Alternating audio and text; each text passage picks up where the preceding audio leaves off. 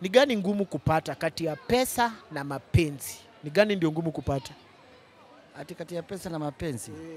Gani ndio ngumu kupata? Pesa. Pesa ndio ngumu.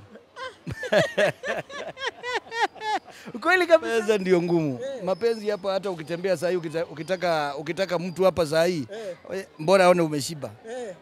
Hata assume uko na pesa. Lakini kama una pesa baadaye atatoroka. Kwa hiyo pesa ndio ngumu kutafuta. Unajua saa zingine bila pesa Nairobi huwezi kaa. Hata wewe vile unatembea saa hizi bila pesa utaenda wapi?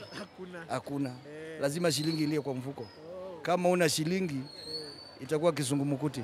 Kwa hivyo pesa ndio ngumu kabisa. Pesa ndio ngumu kupata. Kwa maisha yako kitu imekuwa ngumu kupata ni pesa. Pesa. Mapenzi ilikupa? Hapana. Hiyo hata ufikiriangi. Kwa sababu ukifikiria hiyo itafanya hiyo pesa ipotee. Akili itaenda mahali wrong. Utapata hata kutafuta hiyo pesa una na baadaye utakuwa peke yako. Kwa sababu una pesa. Ukitafuta mapenzi utapata sasa una mapenzi. Una pesa, mapenzi itakuwa automatic. Okay.